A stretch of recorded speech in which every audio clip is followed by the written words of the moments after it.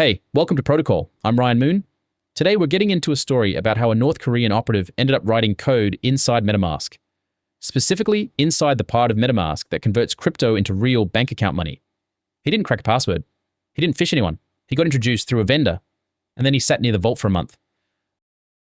A North Korean operative spent roughly a month writing code inside MetaMask, the wallet used by about 30 million addresses, and the part of the code base he touched was the crypto-to-fiat conversion module, the bridge between on-chain assets and actual bank accounts, which, if you're North Korea, is the single most useful place in the entire building to be standing. And here's the question that matters. He didn't crack a password. He didn't phish anyone. So how did he get in? He got hired. Sort of. Let me set the table. Consensys, the Brooklyn firm behind MetaMask, disclosed that a developer using the alias Tyler Knapp, GitHub handle Imujo, contributed to MetaMask's core wallet and mobile code from March 9th to sometime in April earlier this year. About a month of access.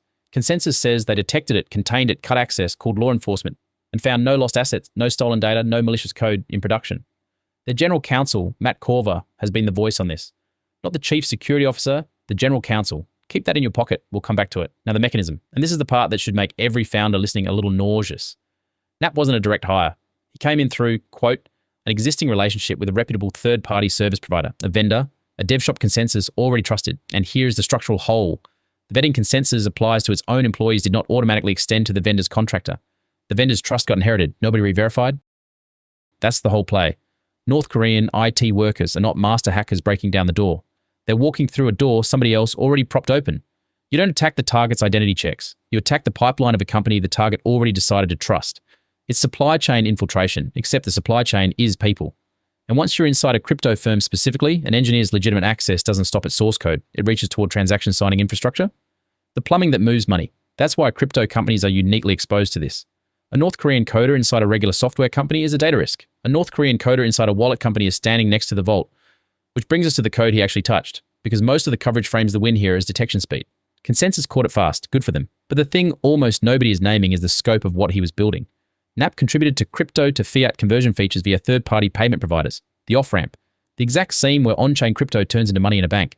That is not a random module. If you are North Korea and your entire economic problem is that you've stolen an enormous pile of crypto and now need to turn it into spendable, sanctioned around cash, the off-ramp is the promised land. According to TRM Labs, North Korea linked activity accounted for around $700 million, roughly 66% of all crypto hack dollars over the past year. The Bybit hack alone, reportedly them, was about $1.5 billion. Stealing it is the easy part now. Laundering it is the bottleneck. And here's a guy quietly volunteering to work on the laundering rails from the inside. So this is where the framing war starts. And it tells you exactly who's steering. Dropsite News, which broke this using leaked internal messages, ran the headline that Consensys accidentally hired a North Korean hacker. Consensys fired back on its official account. The individual was never a Consensys employee, and recent posts, quote, misstated key facts. Consultant via vendor, they insist, not staff. And technically, sure. But notice the fight isn't about whether North Korea got into the code base. Everyone agrees on that. The fight is over the word hired. That's a legal distinction, not a security one. That's why the general counsel is running point and not the security team. This is being managed as a liability question. And the containment story, which is real, also happens to be very convenient. The April internal alert from Korver read, all product releases are to be suspended immediately pending investigation, which means Consensys had a predefined kill switch to freeze the entire release pipeline. That's genuinely good engineering discipline. Detection was reportedly triggered by unusual IP activity and behavior, which lines up with the laptop farm and VPN masking method these workers use to fake US residency. So credit where it's due. They noticed, they pulled the cord. But look at what nobody's pressing on. First, the vendor. The reputable third-party service provider is never named. That vendor is the actual attack surface. If Knapp came in through them, were other clients exposed through the same contractor? No outlet asked. The trust vector stays anonymous, which is a very comfortable place for a trust vector to be. Second, what no malicious code actually means. Consensys says, no malicious code was deployed to production.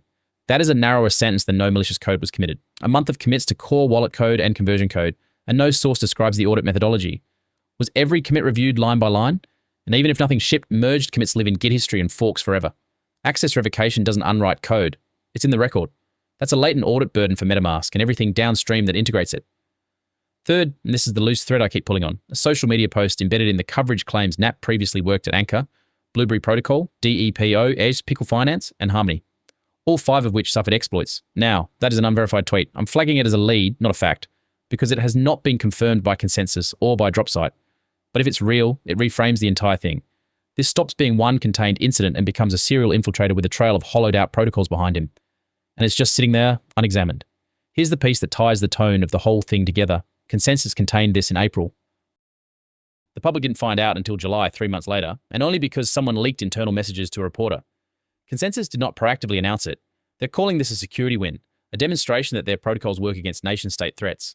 And maybe it was, but you generally don't keep your greatest triumphs quiet until a journalist forces the issue.